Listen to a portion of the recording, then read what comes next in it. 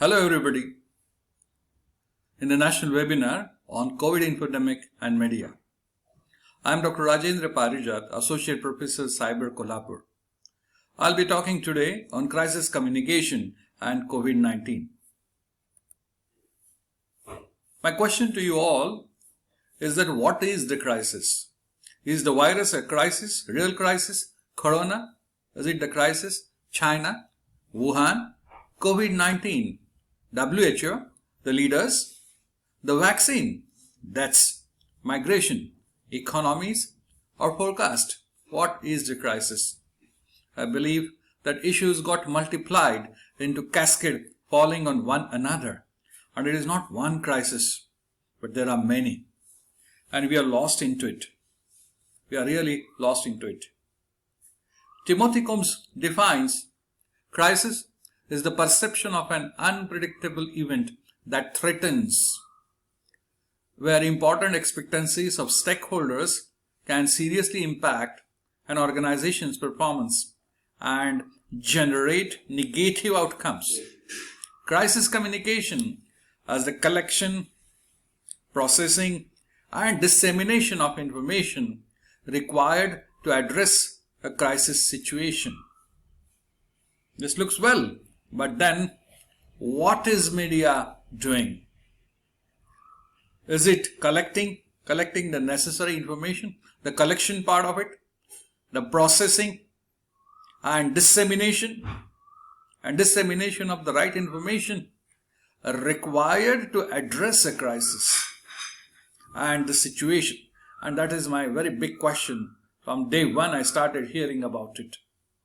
Are we really addressing the crisis and this situation? If not, what are we really addressing? There are a lot of theories of crisis management and crisis communication. It goes like this. Image repair theory. I think many of us, many countries, many leaders need to use this. Situational crisis communication theory.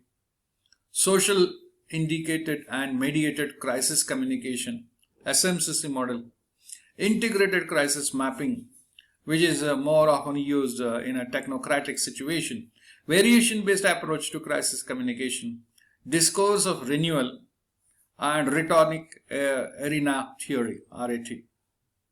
All are quite proven much in the western region of the world where a lot of evolution of media has taken place. Crisis management literally involves the pre-crisis preparation, preparing ahead of time for crisis management in an effort to prevent a future crisis from occurring. During the crisis, actually the response to an actual crisis event. How you respond is very, very important.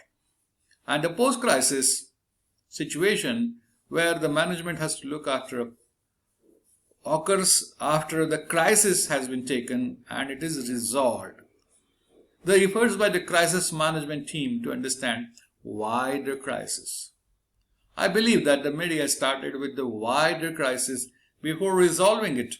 That is something very wrong in terms of crisis communication management from this point of view.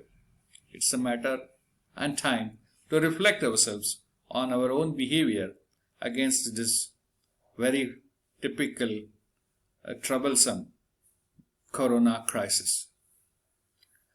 Just want to point out some dimensions of infodemic. What are the internet users in 2020? Asia, Europe, Africa, Latin America, North America, Middle East and Australia.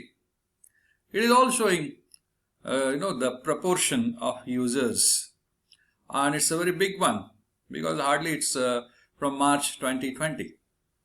We are thickly populated, so Asia is using more of internet. But when you really look at the penetration of internet, and that penetration tells you how internet has been playing a very typical role into this infodemic. North America is 94%, Europe 87%, Latin America 70%, Middle East 69%, Oceania 67%. World average, that is why, becomes more than 60%, 58.7%, Asia 53%, Africa 39%. Look at it. The penetration decides average use of technology and speed of using the technology. And more of very, you can say, funny situations have been created because of fast responding to various multiple crises happening around. And that is something one has to really think about. So, is it information at the speed of Intel or your intellect? How do you want to go about it? In this crisis communication, the information is flowing faster than the virus. Is it right? This particular corona, as it has been identified, is approximately 0.125 microns. Look at the media. What proportions are you showing it in media? You're showing it like a big octopus rolling around at the back panels of even WHO. What is the difference between corona, COVID-19, its strengths, vaccine and medicine? Do you know? I doubt that most of us who are really talking, thinking, reacting and reflecting on this very little know about these minute differences.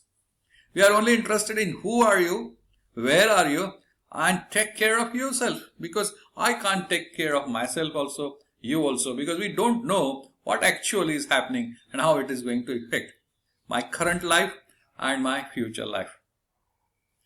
To such a very different type of crisis, what language are you using in the media?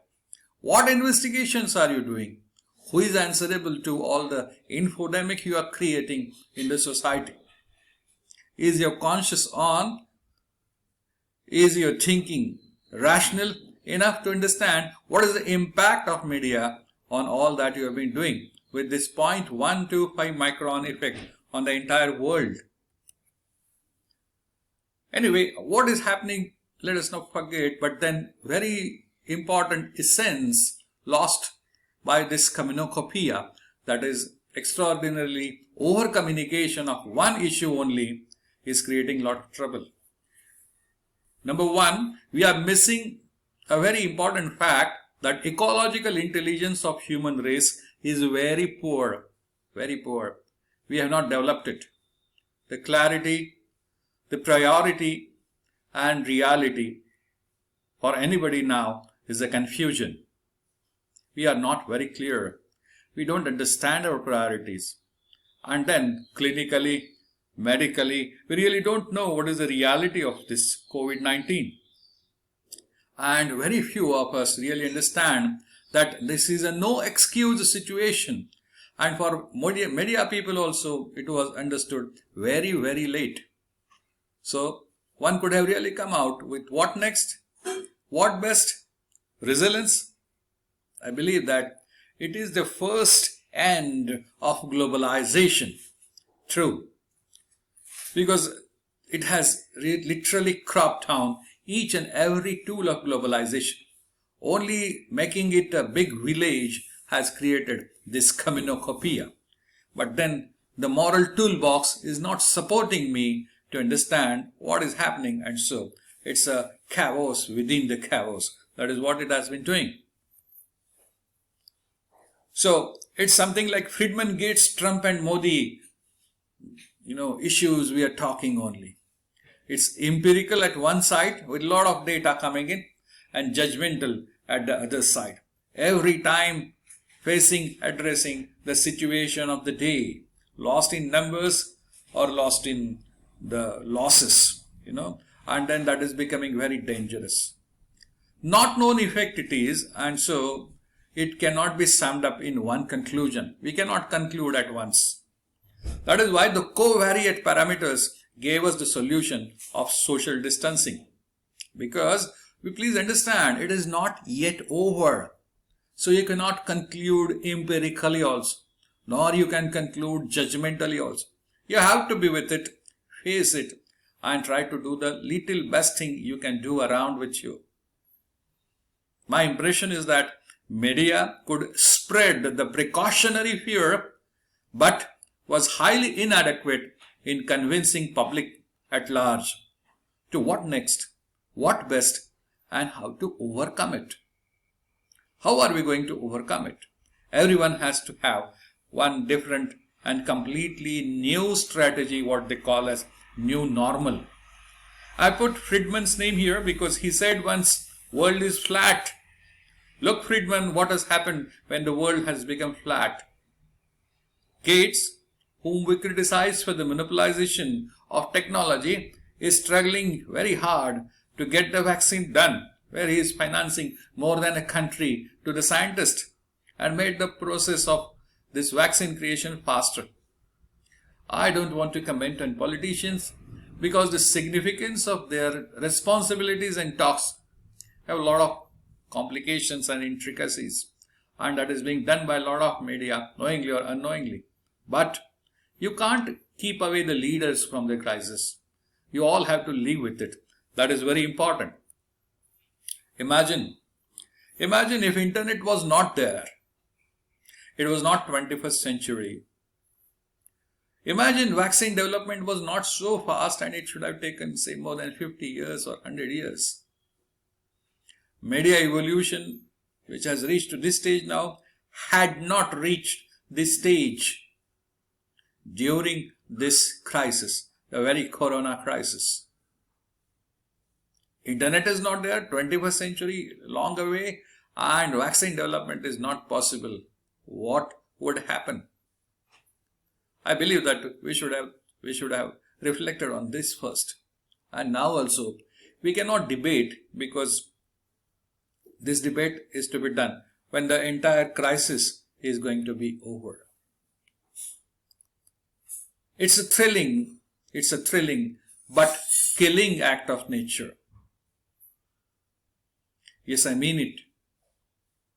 In all so many days now, I stopped counting for the lockdown. What I realize is that though it is very serious, it is creating a lot of thrill into media and so people, and people so media. It's a vicious cycle of information traveling from both the ends to each other. And so, I would like to quote here, we are all going to die one day, but entire human race is shaken for only one reason, that we all want not to die this way. We really not want to die this way. Then why this infodemic was created? Who created it? How did it happen? I believe that it's a gross negligence of the society, over believing into the application of science and technology, and the speed at which we were trying to reach our destination was something wrong compared to the natural speed of event that is taking place. So, the speed of spreading the virus was more, or speed of spreading the information was more. Ask yourself only question. To end my session, I would like to quote one reference from a very well-known poet, Shishunar Serif. He was from Karnataka, Haveri, and he was a Muslim poet, though he wrote a lot of poems related to Hindu gods, and he worshipped Hindu gods also. There is a situation, he is invited, he is a saintly person, to a marriage of his disciple's daughter, where he sings this song because the girl is crying because she has to leave the abode, she has to leave her place of her father and leave her place. He says, Arabeda Tangi, Arabeda, don't cry my child, don't cry. Why you should not cry? Because all those who are saying bye-bye to you, all those who are saying goodbye to you are not immortal, तुला जे निरोप द्यायला आलेले आहेत ते कुठे अमरपट्टा घेऊन आलेले आहेत. Thank you very much.